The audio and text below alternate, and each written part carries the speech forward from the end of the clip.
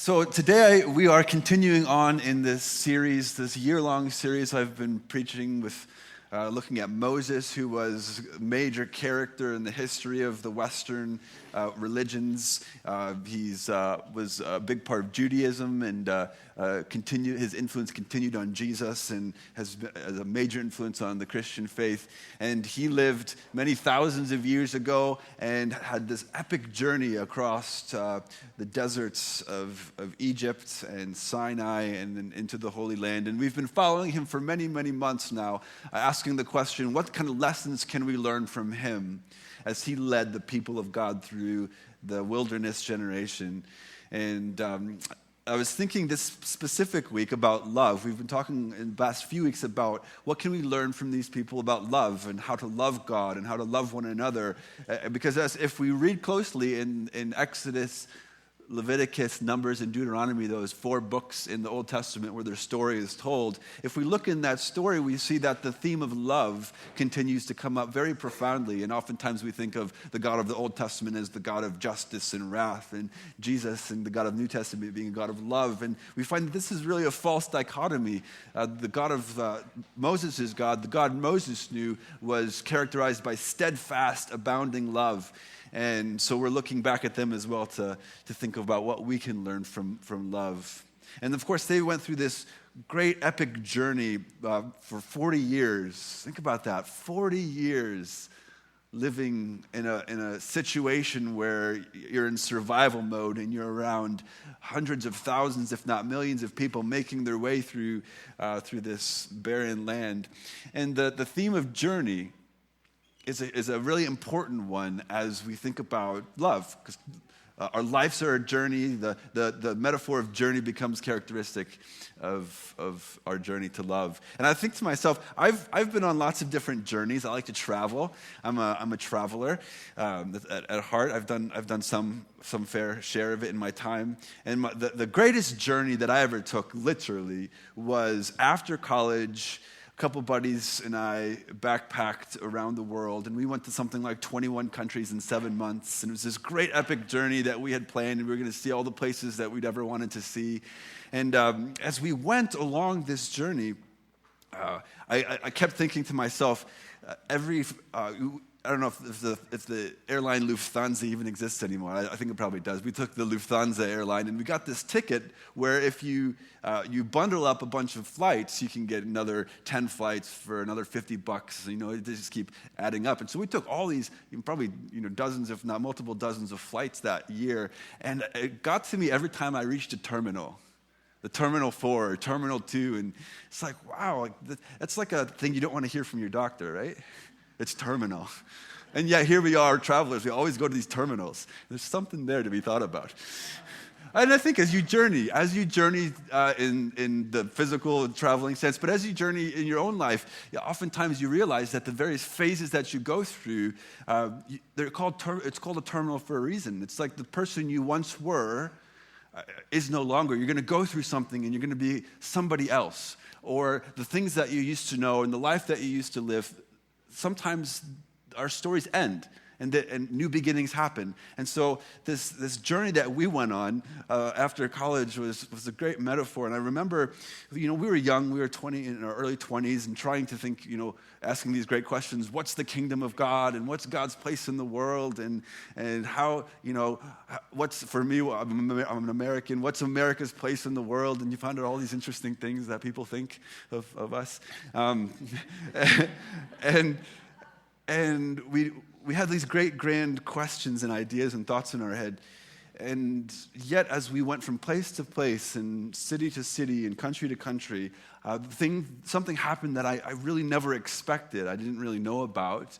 But everywhere we went, we kind of crossed this trail of ethnic strife and genocide and violence and war, and the heartache of the world became new to us in a very important way. And anyway, I can tell the longer story sometime else. But we ended up at this place in Cambodia called Chung Ek, which is now not in my slides. Oh, how sad. It was there this morning. We went to this place called Chung Ek, and when you get there, it's in Cambodia, and it's a pillar. It's this Asian-looking monument, and it's on the place of a place called the Killing Fields. And for those of you who know Southeast Asian history, this is what the genocide that happened in the 70s with the Khmer Rouge. And so you have this stupa there, and it's filled with skulls. There it is. It's filled, you walk up and you think you're going to see plaques, but the whole thing is just stacked to the ceiling with skulls of the people that died on that land. And I remember thinking about this place, and it began. I don't know how to describe it, but we went just for a day. We saw it, we took it in, but for months afterwards, this place haunted me. Just seeing the skulls of these people who had been killed there, and I came home back to North America, thinking to myself, the world is a much different place than I ever realized. And I began seeing, you go to other places and you see other people's problems. It's very apparent. But then when you see other people's problems and you come back home and you realize, wow, like these problems are in my place too. And the great evils of the world that you see of poverty and racism and violence and materialism, all that's everywhere, but you see it in your own home, in your own place, and it sort of undoes you. And for me, when I think about love, we like to talk about love as a feeling or an emotion or something that we all want and we're all searching for. But this place to me becomes a great symbol of how bad things can really get in the world.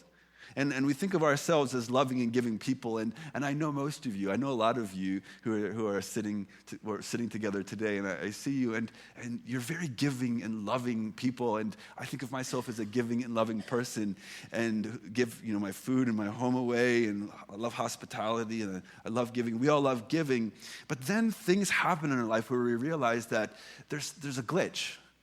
There's a glitch in all of us. There's a glitch in the system, so to speak, in this idea of love. And we end up screaming at our children, or we end up being in situations where we've been deeply in love with somebody or deeply in love with someone in our family. And the deep love that we once had has now turned into a complicated, as C.S. Lewis has called it, a complicated form of hate.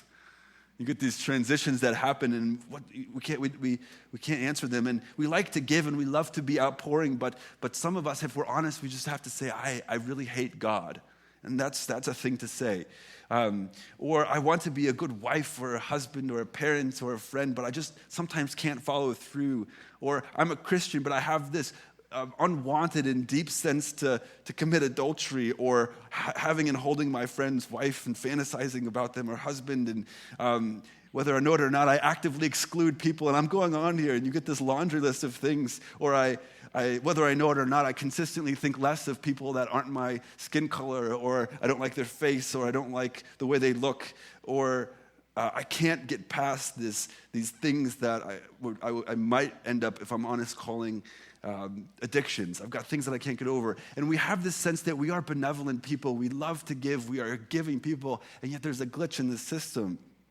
And so the story about love, and this is the monument to the fact that there's a grand glitch in the system that can blow up and become a grand evil in the world. And yet, if we're honest with ourselves, we, each and every one of us, are only one or two steps away from this. From contributing to this, from unwantingly contributing to the great evils in the world. And so we're on this journey, right? So if we have to think about how this all works, this glitch in the system, how it gets fixed, how it gets changed, we're on this journey. We're on this journey from a greedy, kind of naturally exacting, selfish love to a love that could be characterized as selfless love, giving, something that's graced, something that is lovely. But we're going beyond that, because we're going to a sense, as we find in the scriptures, to a perfected love. And this perfected love is basically this, as we've been talking about. I am willing the good for other people without any expectation of return. Because we know that there's this perfected love that doesn't expect anything in return. And it goes far beyond our feelings of affection or our senses of lust or grasping or need for safety in another person or in God. And there's so much more to this love.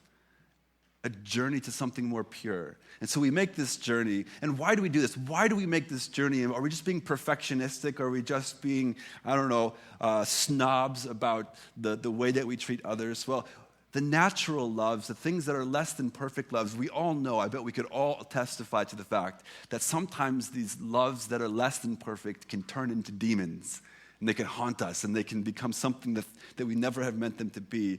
And we're not being perfectionists, but we realize that when we go from kind of a selfish, interested, greedy love through a general love into a perfected love, we realize that when we get there, when we get into that perfected love, that's the stuff that remakes the world.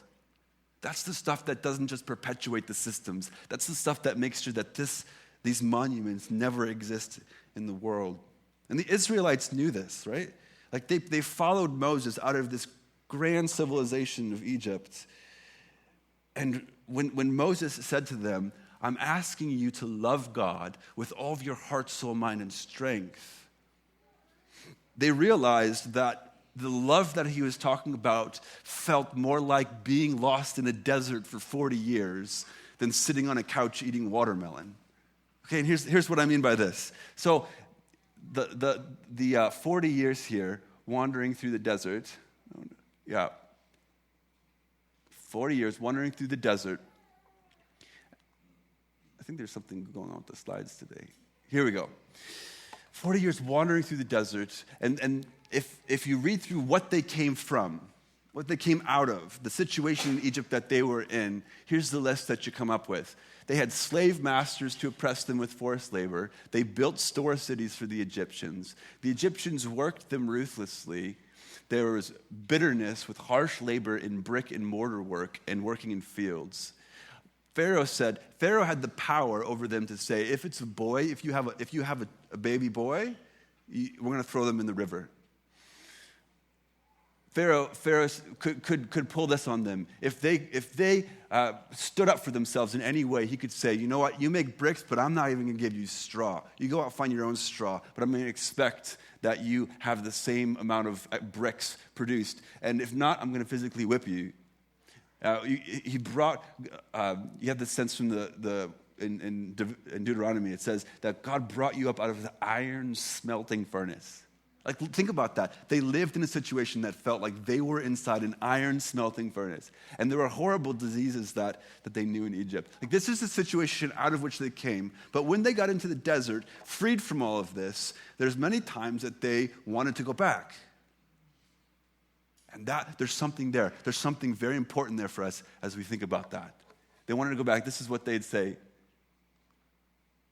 Remember the fish we ate in Egypt at no cost. Also the cucumbers, melons, leeks, onions, and garlic. But now we've lost our appetites. And so we ate it at no cost, right? No cost? Your firstborn son could get thrown into a river. You're eating fish at no cost? And there we sat around pots of meat and ate all the food we wanted. Why have you brought us out of Egypt to die in the wilderness? There's no bread, there's no water, and we detest this miserable food. And the miserable food they're talking about is the manna which God poured down from heaven every day on them to provide for them. It said that it looked like coriander seed. And they'd go collect all these seeds up, and it says that they'd gather it and they'd grind it in a mill, and they'd put it in a pot and make it into bread. And it said that Deuteronomy says it tasted like something that was made with olive oil. Now, I could see getting sick of that. For sure, no question. But where did they come from? The slavery that they were in. And so we get this sense from the Israelites that the love that God has for us, the journey that we're on, if we're going to be part of this journey of the people of faith, it's going to feel more like being lost in a desert for 40 years than sitting on a couch eating melons. And loving God and loving each other and loving, coming to this profound love along the way is going to be less natural for them than they ever could have imagined. But the choice was always this. Are we going to follow this unpredictable God into the desert, into this journey? Or are we going to go back to this evil despot leader who feeds us watermelon? And we remember that God provided for them perfectly for every need. but he did not provide for their delicacies, their delicate tastes. And there's something in there for us to remember as we go. God is going to be freeing us to love without any slave lords over us. But this journey is hard and challenging. And we ask, why do we do it? Why is this even worth it? And I asked myself that at the end of the 7 months of travel. I thought I was going to come back with this sort of sophisticated travel sense about me, and now I could write in Condé Nast or whatever. I came back with this horrified reality that the world's not as it should be. And is that worth it? Is it worth it to come to realize that and to then want to do something about it? So is it worth it? And the answer is this. The fundamental answer is this. This journey is the only way to freedom. It's the only way that this world can be made free. And God says it this way in Leviticus and Hosea. We'll read both of these. I am the Lord your God who brought you out of Egypt so that you would no longer be slaves to the Egyptians. I broke the bars of your yoke and enabled you to walk with heads held high. I love that. How many of us walk with our heads hung low under the oppression of some yoke or some narrative or some boss or some family member who doesn't want to see us with our heads held high? God's the type of God who says, I will take you through hard stuff because I'm going to free you from whatever that is, and your head is going to be held high as you walk around. Or Hosea says it lovely here. When Israel was a child, I loved him, and out of Egypt I called my son. Yet it was I who taught Israel to walk. I took them up in my arms, but they did not know that I healed them. I led them with cords of human kindness, with bands of love. I taught Israel to walk. I healed them, but they didn't know it. How often are we in that situation? We go through these hard journeys. We go through these very difficult, profound phases of our life, and we didn't know it, but God healed us. Or that's what he's doing. That's what he's in the process of. And Moses knew this, that he's standing now at the end of his long life's journey, and he's looking back and he's saying to his people, if you want to know what this is all about, it's love the Lord your God with your whole heart and whole mind and whole strength. And Jesus comes along and collects up the whole of the 4 books and says, the greatest commandment is to love God with all you are and to love others as they want to be loved, as to paraphrase it. So, Moses is speaking now to the Israelites. He's reflecting. He's saying, I want to help you on the journey because the journey's not over. And my phase of the journey is done, but yours continues to go. And of course, that's why we're talking about this, is because we're still part of the people from generation to generation that this wisdom echoes down through. If you're going to be the people of God, Moses says, here's what I want to tell you. And I believe in Deuteronomy 10, we get this wrapped up in a really amazing package here. So now, O Israel, what does the Lord your God require of you? Only to fear the Lord your God and to walk in all his ways, to love him, to serve the Lord your God with all your heart and with all your soul, and to keep the commandments of the Lord your God and his decrees that I am commanding you today for your own well-being. And this goes on for 2 more slides here. Although heaven and the heaven of heavens belong to the Lord your God, the earth with all that is in it, yet the Lord set his heart in love on your ancestors alone and chose you, their descendants after them, out of all the peoples, as it is today. Circumcise then the foreskin of your heart, and do not be stubborn any longer. For the Lord your God is the God of gods and the Lord of lords, the great God, mighty and awesome, who is not partial and takes no bribe, who executes justice for the orphan and the widow, and who loves the strangers, providing them with food and clothing. You shall also love the stranger, for you are strangers in the land of Egypt. You shall fear the Lord your God, him alone you shall worship, to him you shall hold fast, and by his name you shall swear. He is your praise. He is your God who has done for you these great and awesome things that your own eyes have seen. Your ancestors went down to Egypt, 70 persons, and now the Lord your God has made you as numerous as the stars in heaven. There's 2 things here. I would encourage us, this is Deuteronomy 10, 12 through 22. I encourage us as a community to dwell within these verses. There's so much here, a rich world of thought. But 2 things I want to pull out of it today. Keep a hold of the character of God, right? Here's what these verses say. Heaven and the heaven of heavens belong to the Lord and all the earth. He's the one that owns this place. The Lord your God is God of gods and Lord of lords. Pharaohs and the pharaohs of the world are impostors. He's the one who's the Lord, the great and mighty, the awesome, who's not partial and does not take a bribe. And this gets into the whole nature of religion. We want to sort of make deals with God rather than love him. If you do something for me, I'll do something for you. This is God's like, I don't take bribes. I don't work like that, which is kind of bad news for us sometimes because we'd like him to work like that. But good news in the bigger picture that there's a good God out there who executes justice. He doesn't let us be oppressed without there being retribution. He is our praise. He is your God who has done great and awesome things. And Moses says, if you remember in there, to him you shall hold fast. If we want to move into this if we want to move from this less than perfect love into a perfect love, that's the first thing, is hold fast to God. Hold fast to his character. If the imposters of the world want us to get at our love and want us to get lost in the selfish forms of love, the first thing they're going to do is they're going to pull us away from us, holding fast to God. We'll question his character, question his motives, question everything about him. And it's okay. God doesn't mind to be questioned. I mean, you read a lot of the Old Testament, even some of the New. God's like, question me. I mean, I'm gonna answer eventually, and it's not always going to be comfortable. But you can question me. But here's the thing. We can question God. We can question him and rail against him and yet hold fast to him. And that's the first thing Moses says. If you want to grow in this love, hold fast to God. But secondly, circumcise the foreskin of your heart and be stubborn no longer. And here we get into some ancient customs. You know, you kind of realize when you start talking about the foreskins of your heart, you've got to be very careful about how you teach about this. So circumcision was the great symbol that God asked Abraham to do back in Genesis, one of Moses' ancestors. God said to Abraham, as for you, you shall keep my covenant, that you and your offspring after you throughout their generations. This is my covenant which you shall keep between me and you and your offspring after you. Every male among you shall be circumcised. You shall circumcise the flesh of your foreskins, and it shall be a sign of the covenant between you and me. Throughout your generations, every male among you shall be circumcised when he's 8 years old. And we realize that what is God asking? Oh. Yeah, moving on. We could go in a lot of directions here.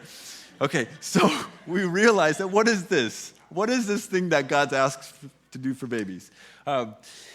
Male babies. He's asking them to make a painful cut in the most powerful male part of human procreation as a symbol of the painful journey that it takes to be part of God in the purification of desires.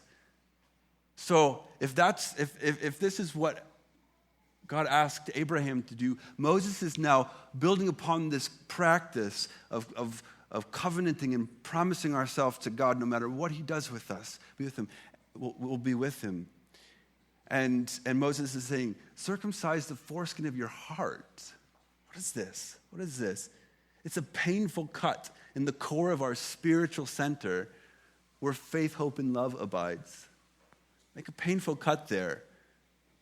A symbol of the painful journey that it's going to take to purify faith, hope, and love inside us. And of course, we remember that we're moving from what C.S. Lewis called a need love, greedy and exacting. We use others. We mistake our affections for what love really is. To this place where there's joy and energy that we get out of the good of someone else.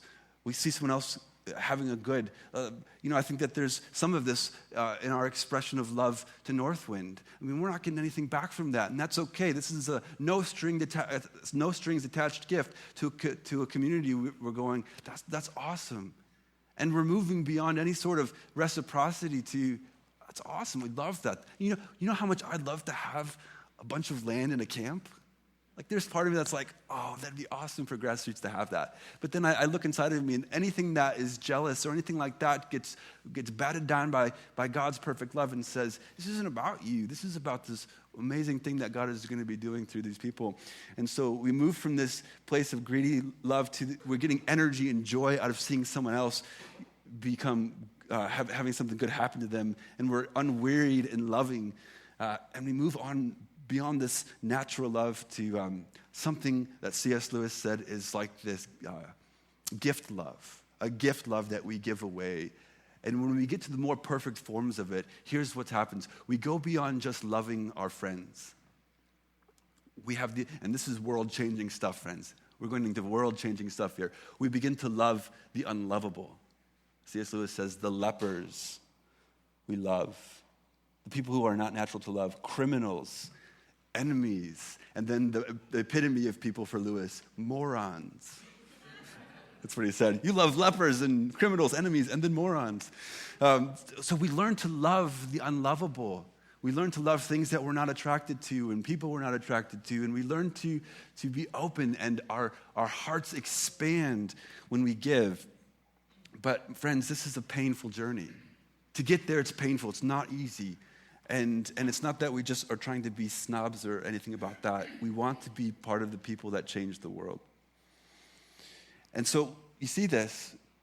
Circumcise your heart. It's the painful journey that frees us from slavery. And I love this. God is the one who executes justice for the orphan and the widow, who loves the stranger, providing them food and clothing. And what does he say? What does this selfless love look like? You shall also love the stranger, for you are strangers in the land of Egypt. And people of God, let's move into this type of love. You already have it. You had it before I got here. The strangers. Who are the strangers around us? Who are the people who have come to Thunder Bay for the first time from, I don't know, Winnipeg or from the States or from Syria or wherever they come from? There are people who are strangers, and God says, what does this perfect love look like? It looks like being welcoming to these people. For you were strangers in the land of Egypt. And after all of this, after all of these challenges for us to come to a more perfect kind of love, we realize, if you read carefully from the Old Testament to the New Testament, that the circumcision, the act of circumcision, the entrance into the people of God, which was this painful cut, becomes something else. We don't do circumcision anymore in the Christian faith. We do baptism. Circumcision turns into baptism. And what is baptism? Baptism is a time where you say, I'm committing my life to this perfect love who we call Jesus. And I'm committing my life to his way and the hard journey involved in becoming like him. And I'm going to plunge myself. This is the beauty of the symbolism. I'm plunging myself under the waters. And really, I'm not going to come back up. This is the drowning cycle. The metaphor is the cycle of drowning. You go under the water, and we come back up symbolically. But Martin Luther, the great theologian, said that for baptism, what it is you go under these waters, this initiatory waters, and what's happened? All the impurities get washed away. All the impurities start coming off. All the things which taint our love and make them less than pure come off. And it's like this drowning. This drowning cycle happens. These imperfect parts of us drown, and we learn to live and breathe by the Holy Spirit. And so as we follow the Christian life, as we follow Jesus, even he went through this for us, to lead us in the way to realize that this Christian life, this journey, sometimes is going to feel like drowning. Sometimes it feels like I can't breathe. There's parts of me, impure parts of me, that want to come up for air all the time. Imperfect love, coming up to take a deep breath because it's dying. It's dying inside of us. It's just a good thing. The sin is dying. And so Luther said, for his perspective was, if you got to come up and breathe, come up and take a deep breath. We're imperfect people. We're on a journey. We're on a way towards love. Come up and take a breath if you need it. But don't get out of the waters. Go back under. Go back under and let the cycle of baptism happen. And when we realize what's happening with baptism, that it's a drowning cycle where our love gets purified, we remember that what did Jesus do right after he was baptized? Where did God bring him? To the palace of the Roman emperor where he ate melons. No, that's not what happened. The Holy Spirit brought Jesus out of his baptism straight into the desert for 40 days to be tempted and tested. And Jesus passed with flying colors, so to speak, to show us what it looks like to be a follower of him. We will pass through the desert, my friends. We will pass through, and it's going to be hard, and it's not easy, but we realize that it's the only way to freedom, the only way that we become freed, and the only way the world gets freed. And so if I have to give you any piece of advice today from all of this, it's these. Cling to God. We need to cling to him. We need to hold fast and hold tight. And how do you do that? Sometimes it looks like getting up in the morning and reading your scriptures for 15 minutes. Other times that just doesn't cut it. We can't find God there. God's elsewhere. He's doing something else. So what it means oftentimes to cling to God, and this is why I keep talking about journaling and keeping a record, because the way that our love gets formed is through this long journey, this long painful journey. And sometimes we lose sight of the fact of his goodness, and we lose fact of the sight that he's healing us, and lose fact of the sight that he's freeing us. And so we need a record. We need a record. When Moses went around and Joshua went around, his followers, they set up altars. God did something here. He was doing something.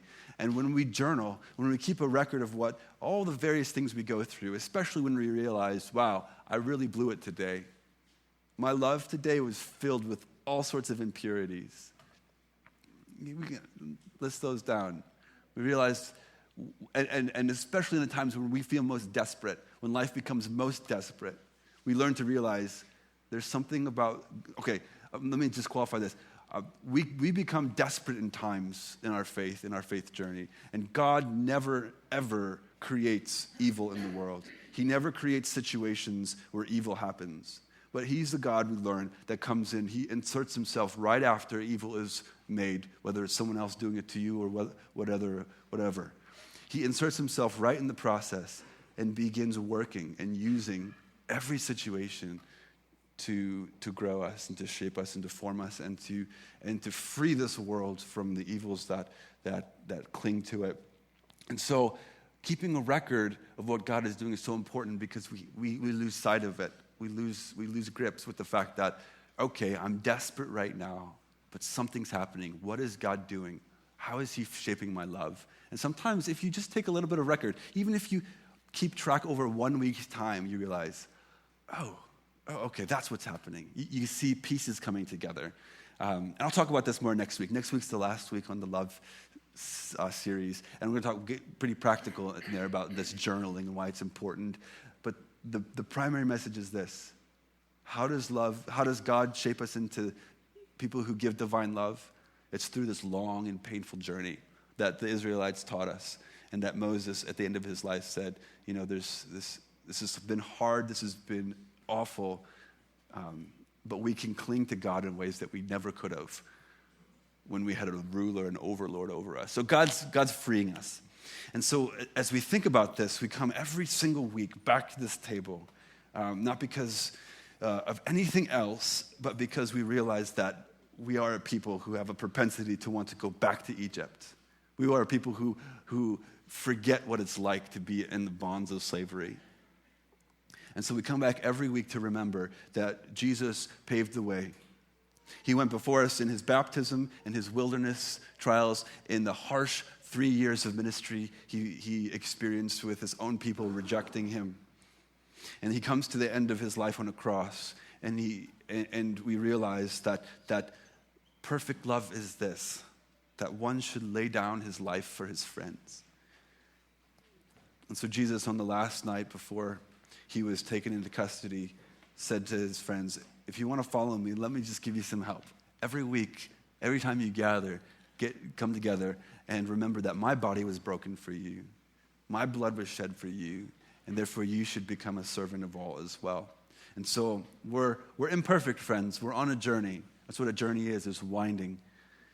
So wherever you're at today, whether it's a place of trauma, whether it's a place of a bit of closeness, you're not quite sure how you're feeling towards any of this or towards God, whether you're desperate and you need a release, whether you're in pain, whether or not things have been going well for you, and you realize, but there's a few glitches in my system. This table is open to all of us, not because it's not a magic solution, but it's a devotion. It's a symbolic, tangible way for us to dip the bread or the cracker into the juice and take it in and say, once more, I'm here. Once more, I'm still with you, God, on this journey. I am clinging to you. If that's what you need today, if all you need is to say, God, I am still clinging to you, or if you want to say, God, I want to cling to you, this table is a perfect place to do it. And that's why we're here. That's why we do this. So the table is set, my friends. with this manna and this juice. The table is set for every single person in here to come and taste the goodness of the Lord who leads us on so well. So every one of us is welcome.